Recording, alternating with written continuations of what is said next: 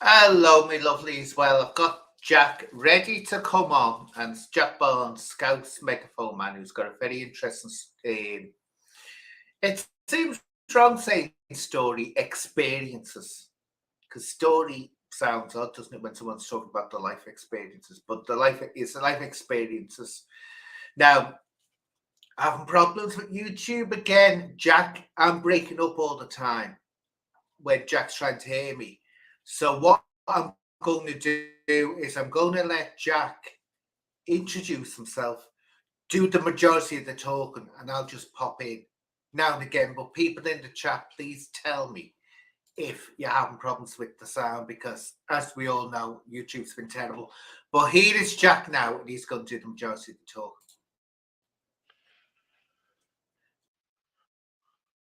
Thanks. First of all, thanks a lot, Anne, for So what having I'm me on going to your channel to get more. really know what I'm going to put you on now so you can talk, and I'll just pop in now and again, and hopefully the sound will be okay.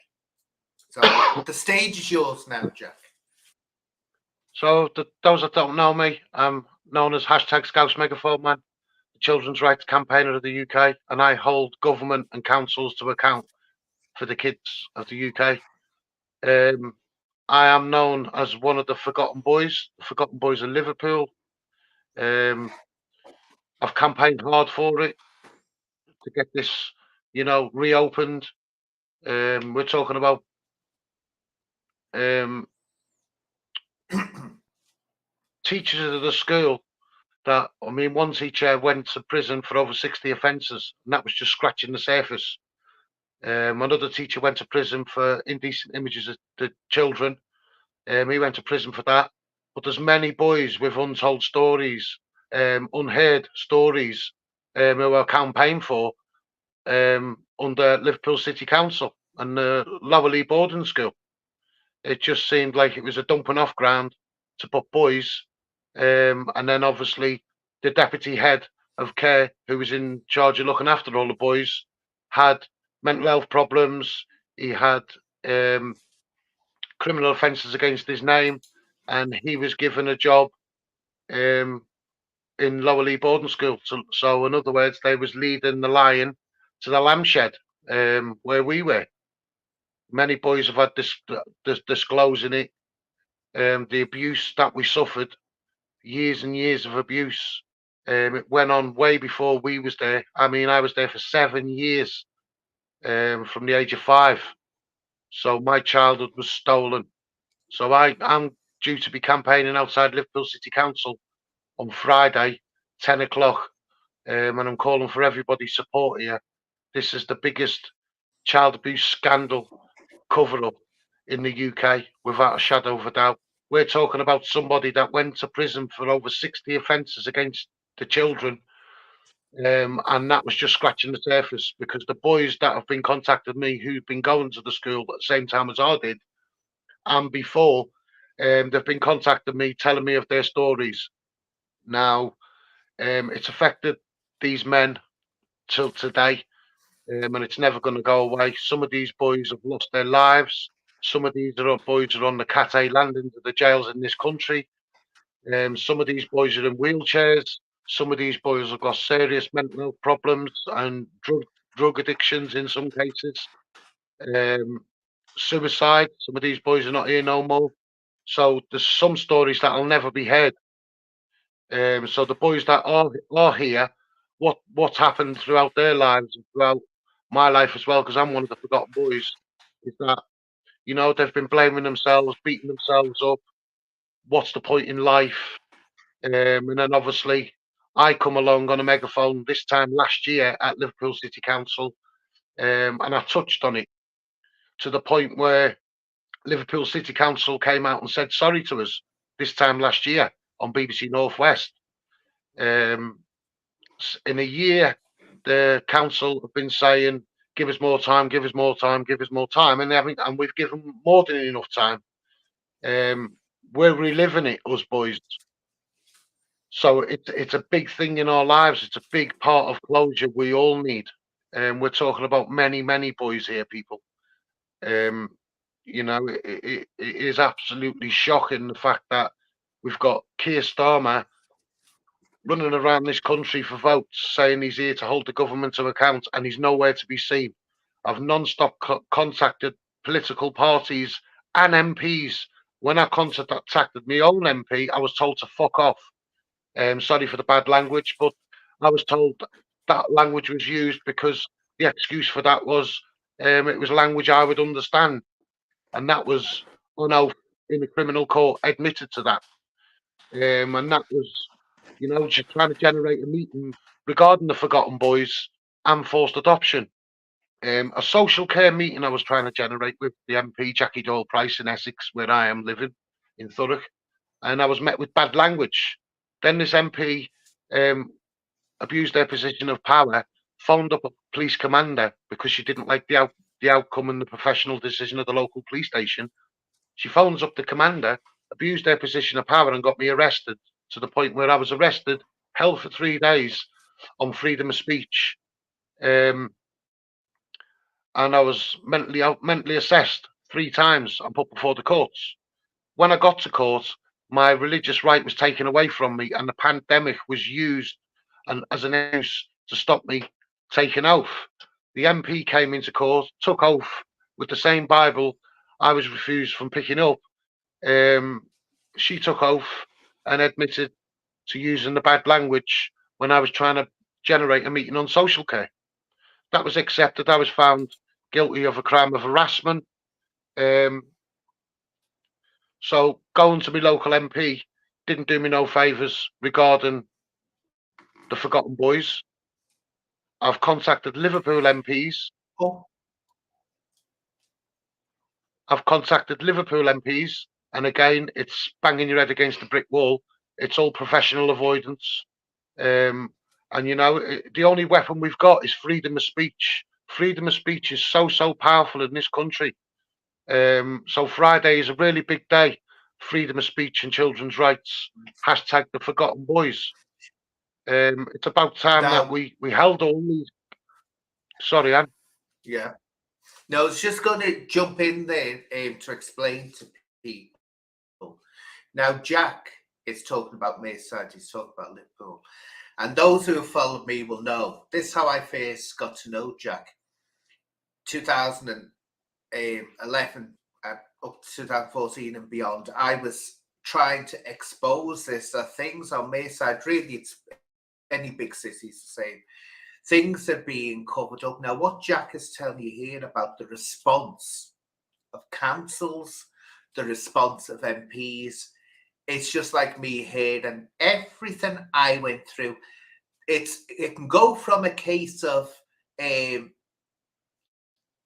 trying to avoid litigation limitation, they call it. They don't want to have to say it that's going to get them in court and pay out damages.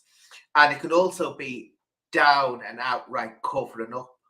But the biggest, and I can't stress this enough, the biggest enemy of trying to get justice for people like the Lost Boys, and they're getting Jack Heard and getting other people here who are trying to bring this to public attention, is when the public completely don't listen or say you're lying or laugh at it, which is disturbing.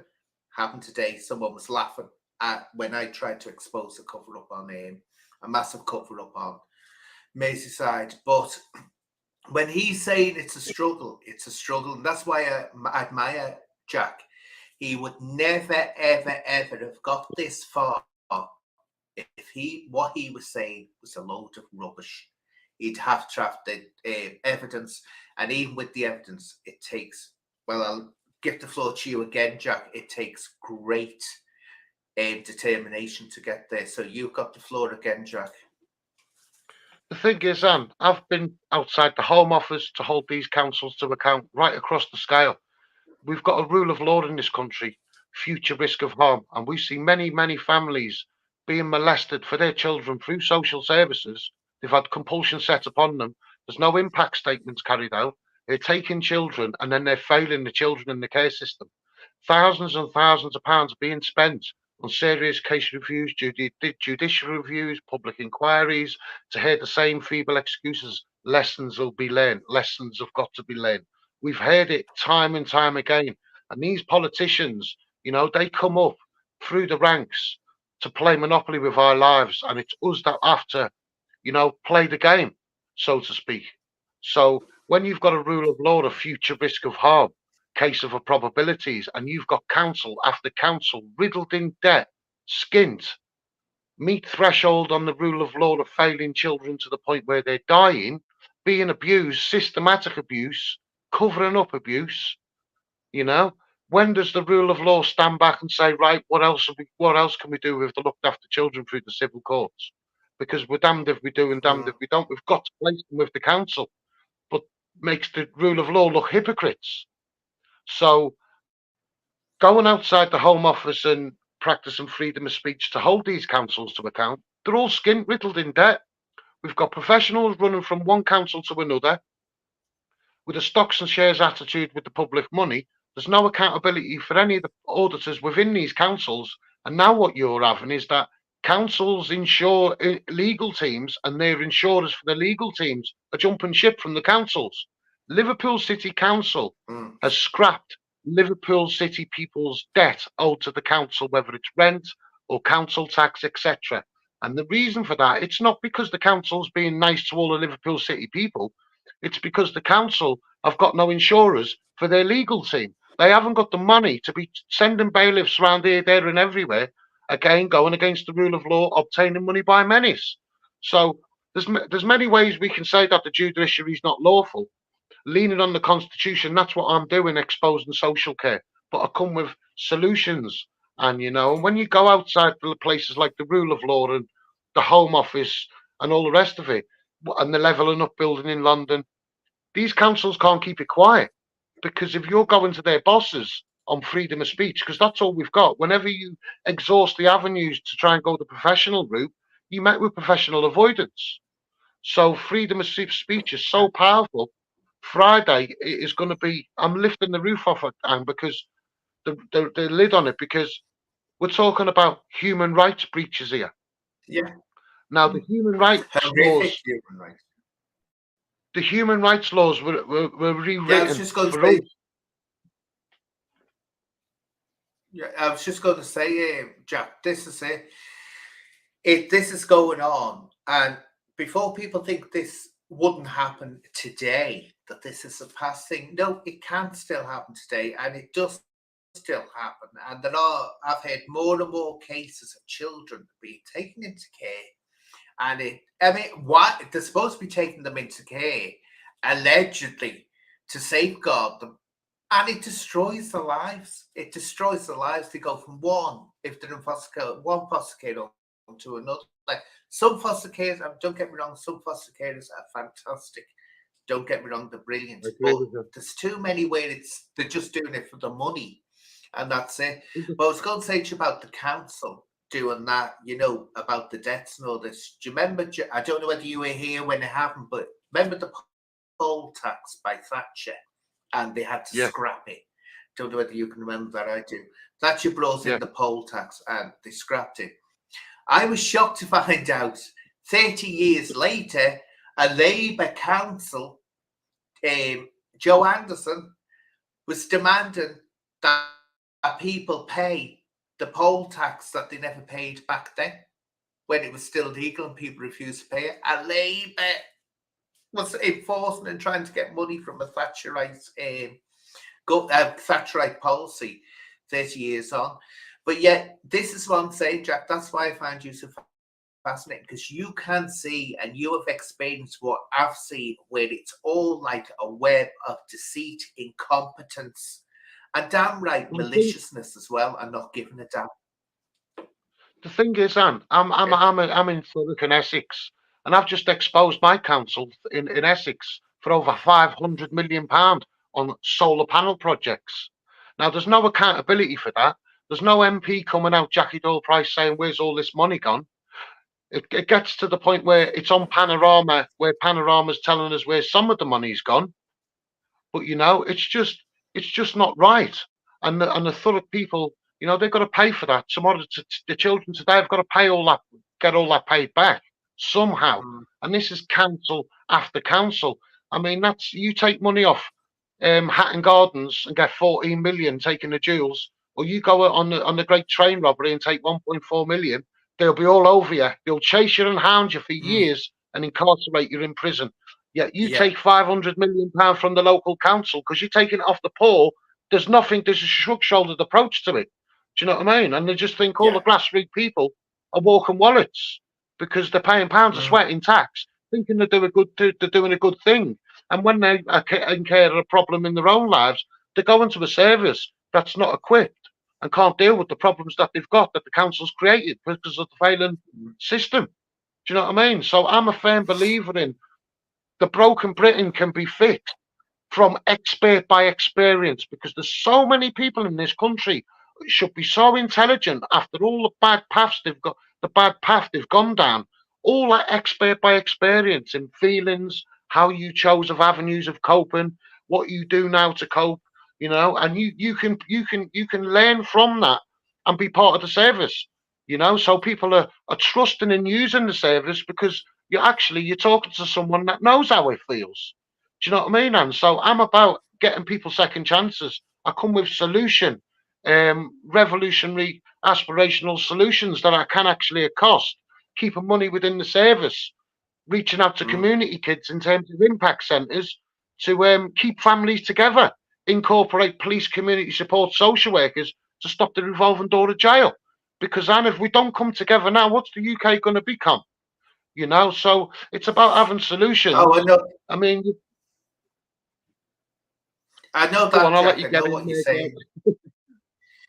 I know we've discussed this. I know I'm pleased that you are talking because that's what you need to do, get your message out there. I know we've spoken about this before, and I'm actually no, I'm much more cynical than you are that anything could be sustained for a long time because as I've found as I've gone through life, it's like there was a time when I lived through all this, women's calls for women to be given equality with men and all this business in colleges.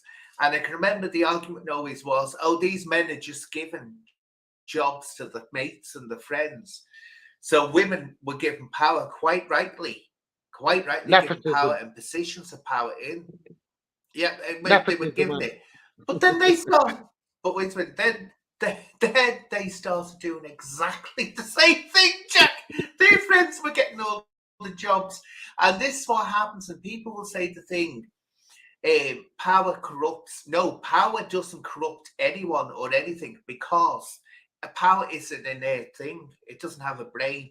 Corrupt people corrupt power. That's what happens. But you always find that with this, any sense of power and money, you will get groups forming, and it's human nature. Like we were saying before about litigation limitation, where they'll join up forces to protect themselves from being sued. You see this in the police. The professional standards departments are nothing more than litigation limitation departments. It's not about justice or holding their own officers to account. And ironically, get this, which people don't think, the forced solicitor, you are paying a forced solicitor to protect the police, which you are also paying for, from being sued or held to account. You couldn't make it up. That's how crazy it is. But I know what you're saying, Jack, that it's the sort of like, it's what you call it. It's the Prospero, the ideal, what did they call it? It's the ideal society where everything operates and everyone's equal. But the thing is, with humans, for some reason, it always goes and crashes in. But I'll let you carry on, Jack. That's me being the cynic. As you know, I always am a cynic at times. I'm terrible for it. The thing is, I turned the corner in my life in 2012, and I looked at what I did in my life and realised I'm getting it wrong. And when I look at the police and I see that the police take away dogs because you're breeding dogs and they're classing them as dangerous dogs and you're mixing temperaments, and I was looking at my own life and I was sitting there because I've been done for growing cannabis. So obviously growing cannabis, you want that better strain. So you're messing about with the epigenetics of that. We do it with food because we take the food from plants, so we understand the epigenetics of growing tomatoes, buds, etc. And I was thinking the epigenetics of dogs, and the police take the dog because it's dangerous and you've mixed breeds. And I'm a massive believer in it, and I think we all should understand the epigenetics of humans, ourselves, and and what we're made up of. And when you look at your mom and you look at your dad and you take what's good from both of them, that's what's you. If you add to that your comfortability and your likes, and that's your path. That's what you're good at. It's in your blood. If you can go on from that and understand that your feelings and your thoughts are separate, knowing that you've got to keep off the UPF, the processed food, the microwave, and eat fresh, sleep well to rest the brain, you'll go far and tackle your own mental health massively. If you can understand that your feelings, your thoughts, they'll affect your feelings massively. If you're going through a roller coaster ride at a fun fair, it's the same emotions that you're going through when you on a bad part of your path in life, and it's your brain what distinguishes the two. So if you can get your brain into the situation of, I understand this, massively understand this, and open your eyes to your thoughts and your feelings. And we all take notice of the negative voices. We don't hear the voice, but it's a negative voice that we take notice of, what makes us do stupid things. So I believe in going against that and turning that thought, and doing what's right, going around being nice to people, try and go out and get 10 smiles to make myself feel good or make someone else feel happy and good, to make myself feel better. Right. And that's what I've found doing over 10 years and going around helping people. I'm surprised it's not insane the amount of stories I've heard on forced adoption, children failed in the care system, kids losing, families losing their kids to adoption, Oh, obviously, because I've gone through the first adoption. I'm It's telling you mad, now, and Jack, it's a scandal that has to end. Now, as I say, sometimes it does work. We all know it works sometimes. It's like you'll get brilliant social workers. I've met them. One actually I did meet when I worked with the police, did stoic work when I said, look, we need to work on a case together to get a young girl back with her grandfather, which she needed to be with. But so you get them, but it's just that when it goes wrong, my God, you just literally getting a child and setting them up for a life of total trauma and misery, because they've got, every child needs stability, no matter what, they need stability. But what I want to do, Jack, I want you to, if you can, can I just talk can I about just your say situation, something? because you had a Can I situation. just say some? Can I just say something Yeah, go while on. we're on this point? Then the impact centres I'm trying to get implemented with police community support social workers are massive for the mental health in the kids in this country, and a massive for contact orders for children to see their parents on orders made by the court. Because at the minute, the police are running around doing social worker jobs in this country. Do you Yeah, know what I mean? yeah, So I think that if people are helped to prevent future risk of harm and keep families together and treat marriage vows serious in this country, we'll go a long way. You know. yeah. See, what it is with the police, and this is it, the police in the UK compared to the police, let's say, in America. In America, the law enforcers.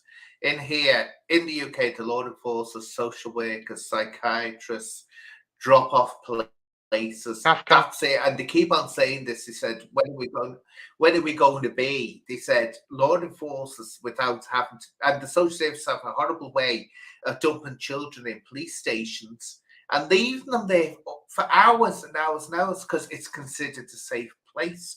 Or mentally ill people who drastically need medical attention are put in a cell, a holding cell, which is so wrong. And they're left there because it's considered a place of safety. But what I want you to do now, Jack, because I think it's a vital one, because this shows just how strong your commitment is, and just shows how you are telling the truth. And this is what I was first attracted to, what I heard you saying. Tell them about what happened over your daughter and how you got it all sorted and won the case, which is absolutely amazing because it's not very often that happens. It was quite smart how I did it, and it was because I'm a failed kid of the care system. I knew as soon as social services got involved, I knew what it was like. So it was write everything down, keep everything, all the little post-it notes they was giving me, I was keeping. I even kept the hotel door do not disturb notice that you stick on your door. I kept everything. At the time we was going through the meetings with social services, it was really odd because what the social workers did, they filed for court with a threshold document. Now the courts told the head of children's services, you don't meet threshold to take this man's child. So they tried again later on in the afternoon to try and get the court date for emergency order to get me child. So they couldn't get the court date. So the head of children's services contacted the counsellor within the council through email, telling the counsellor he can't get the court date, etc. So the MP was the wife of the counsellor who phoned up the court and got the court date, who then passed it on to the counsellor, who passed it on to the head of children's services, and then we was put before the courts and our child was taken off us on an emergency interim care order, which is setting compulsion upon us.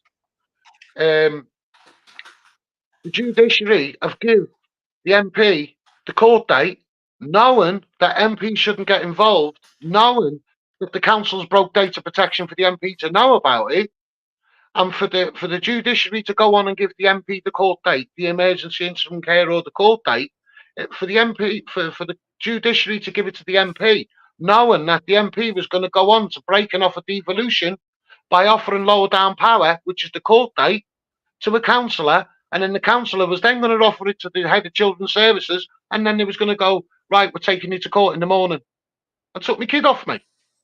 So this is why I campaign hard. But while I was going through all the situation, trying to get my kid back, my missus, she'd only been 10 weeks, delivered the baby, and it was taken from the breast. Now, throughout the whole 26-week court process, there was no impact statement done of the separation when they took the child, which it's undescribable trauma it puts you through, it puts you into, it puts you on, and the social worker expects me. And the social worker expects me to be in a legal battle at the same time this is all going on. So it's massively molesting the acts and statutes and me. I didn't realise this at the time because I wasn't intelligent enough. I was fighting for a case.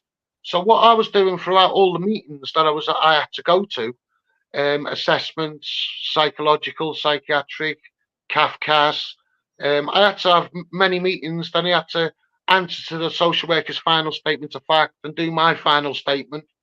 So, and then go to court on a final trial, a 5-day trial to stop the adoption. So all the time I'm going on these meetings, I'm asking for relative paperwork, like minutes for meetings, etc. And while I'm asking for the paperwork, they're mocking me. Between the professionals, who's he think he is? What's he want the paperwork for? But at the end of the 26 weeks, I went to court and I've got a bundle of paperwork. In a civil court, you can only submit your evidence at a certain time. So the evidence that I'd got already had been handed in. The other evidence I had collated going through the 26-week court process. So I was going to hand it in on the final court date. So the social worker had done her final statement of fact with the CAFCAS worker with the evidence that was submitted to the court. And they thought it was a done deal. His kid's going to go to adoption. There was antagonising me throughout the whole process. In court, there was antagonising me. We got into court, and I absolutely annihilated the social services. The barrister of the local authority, which was top 500 of the bar, I actually used him to wipe the floor with, when I finished with the social workers. Massive case it was, and it was massive for us and we wouldn't be here today if we hadn't got Misty back. Truth of the matter. Yeah. So it was an all or nothing. And I had it on my shoulders because obviously the social worker that's telling me we're going to adopt your kid was the same social worker that I was telling her about abuse in Lower Lee. So it feels Yeah. massively targeted. It feels massively targeted to cover up this child abuse at Lower Lee Boarding School. So Friday's a really, really big day for the Forgotten Boys. And for me, hashtag Scouse Megaphone Man, but it goes on from that to forced adoption. Now, this is a crime against humanity. This is breaking massively again my human rights, stealing my kid. You know, you're molesting the Action statute, you're calling it social care. You've got a hypocritical judiciary, what isn't lawful. So as a sovereign man, I'm leaning on the Constitution, the British Bill Article 9, and I'm going for it, and because the judiciary is not lawful. Crime makes money.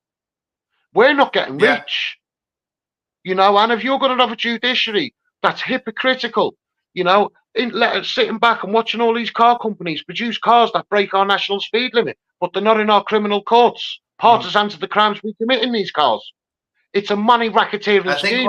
Them logbooks, the logbooks are saying to you, it's not your car. But what is Jack, going off the issue? But what I always say, right?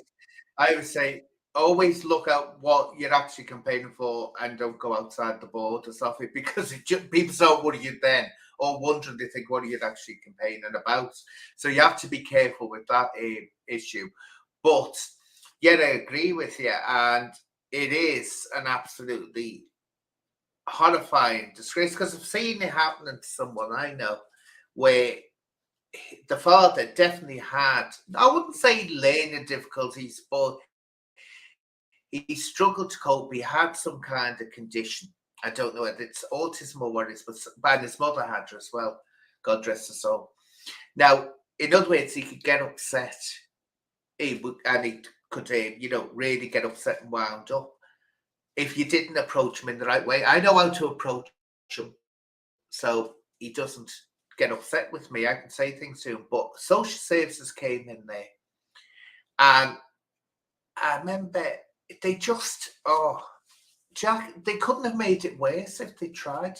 Well, they did try, and swear down, they did try, but they just, what you've just said, trying to get a goad you into something.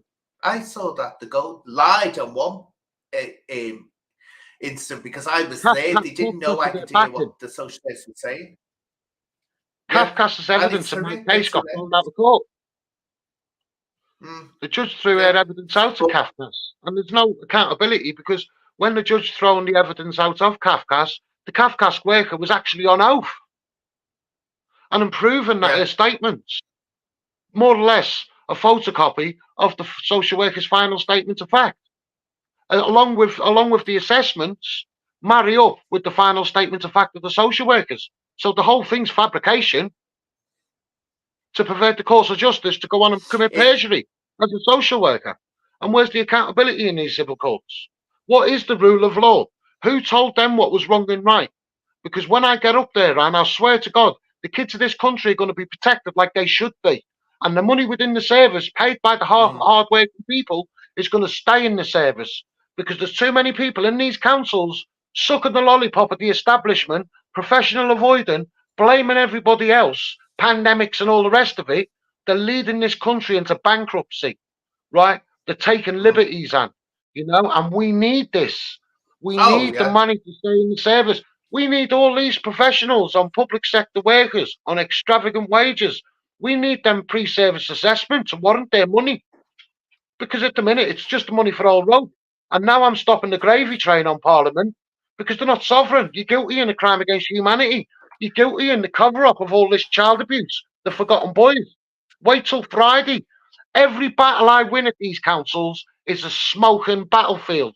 And they're all smoking, and all of them are skins. They've all been borrowing money off each other, right? And they all can't make the payments.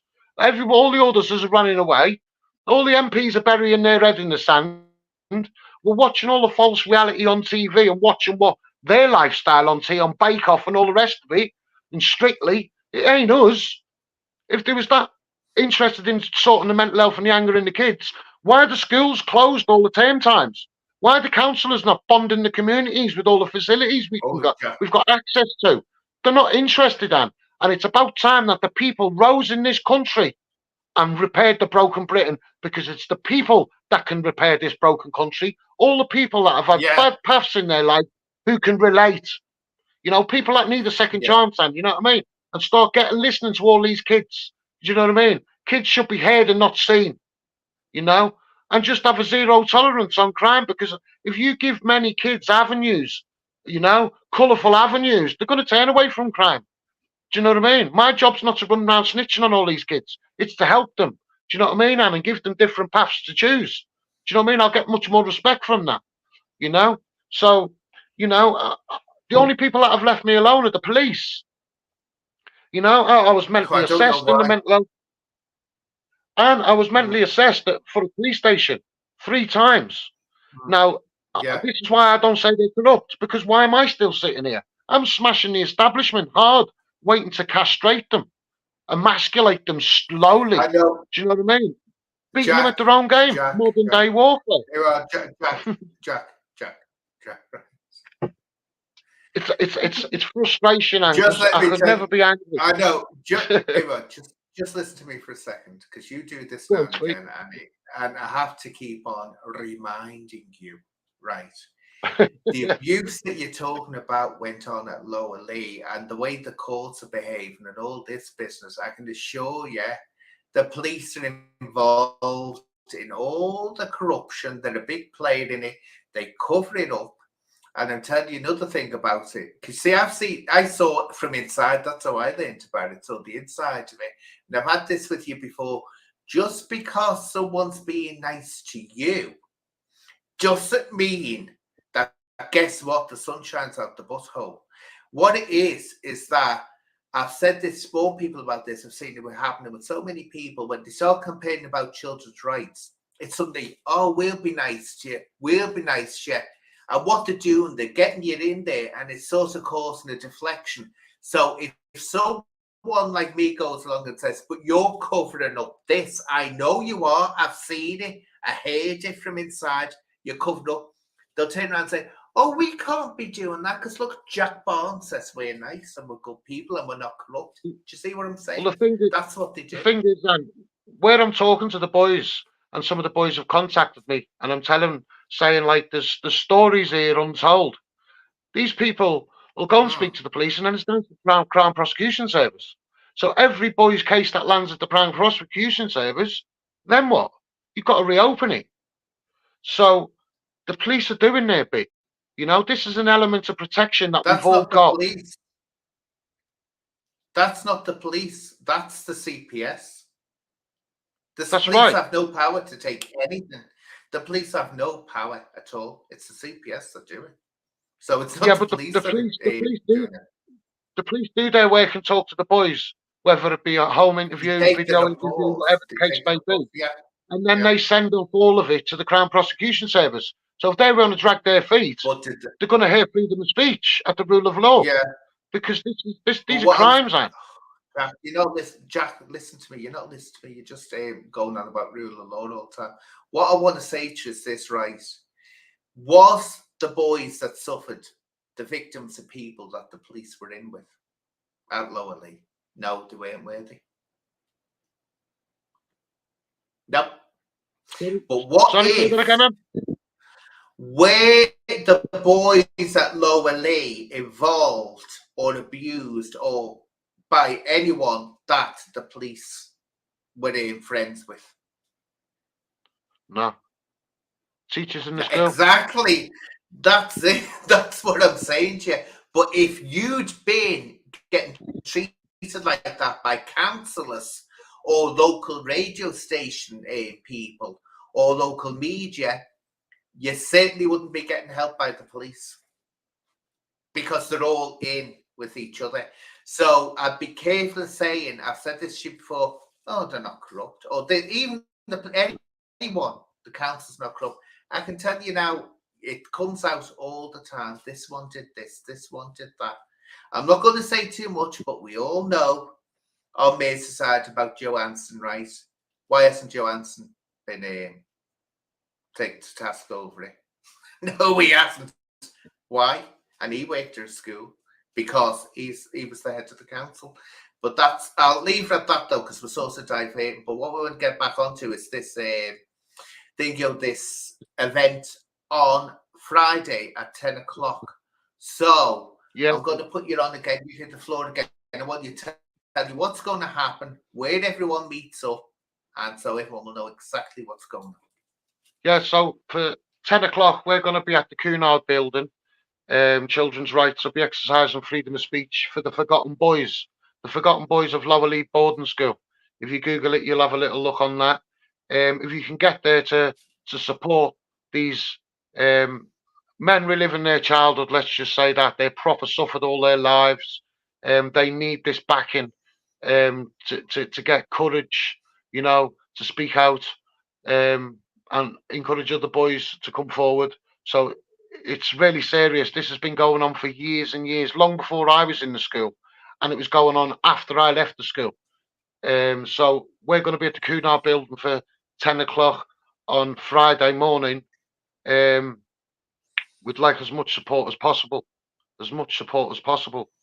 representing children's rights, Definitely. staying on the Model High ground, peaceful protest, where we're going to exercise freedom of speech and hold the City Council to account before we file for the Royal Court of Justice.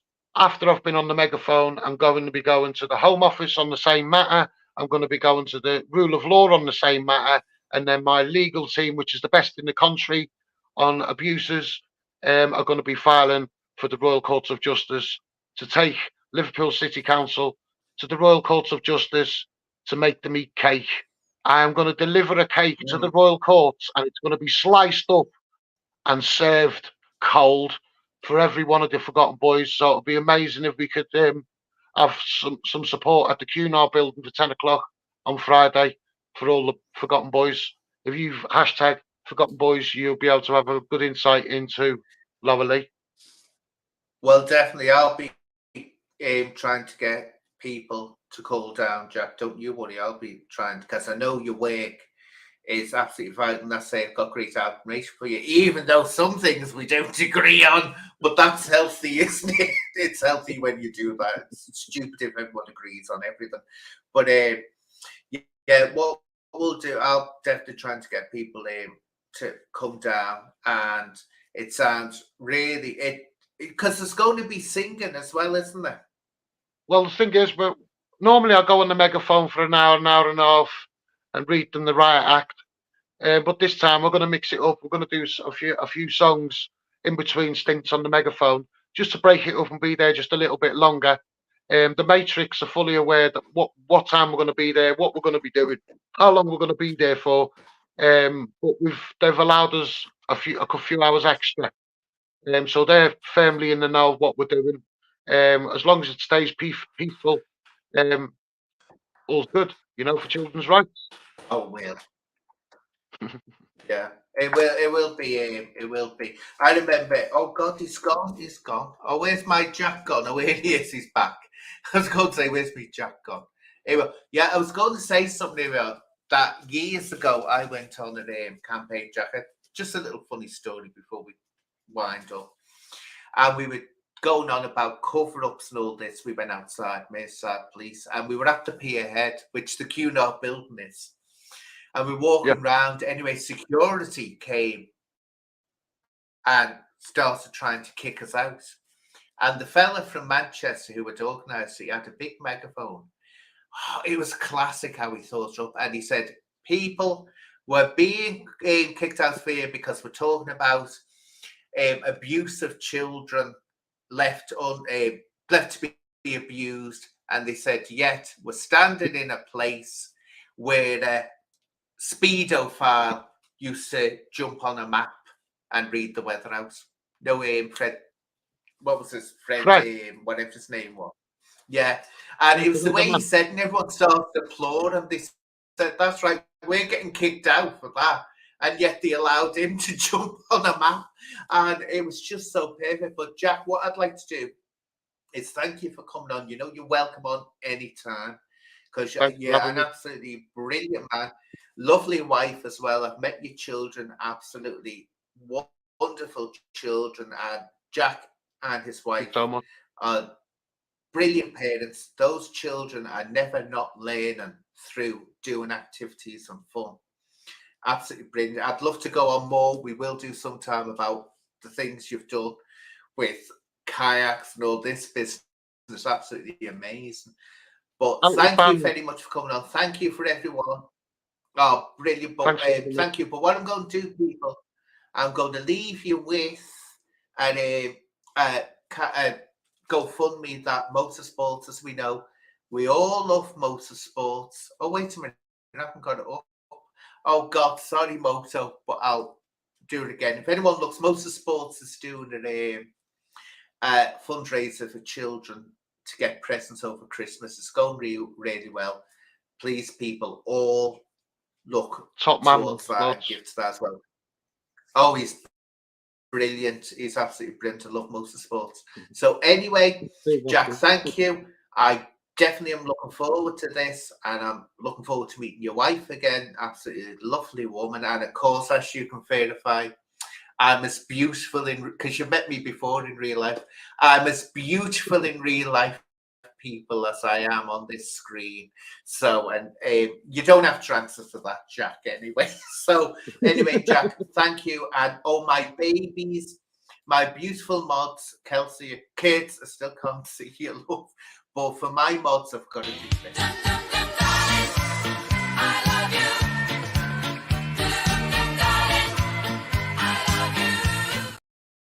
Yeah, I've got to do that every time I have it live.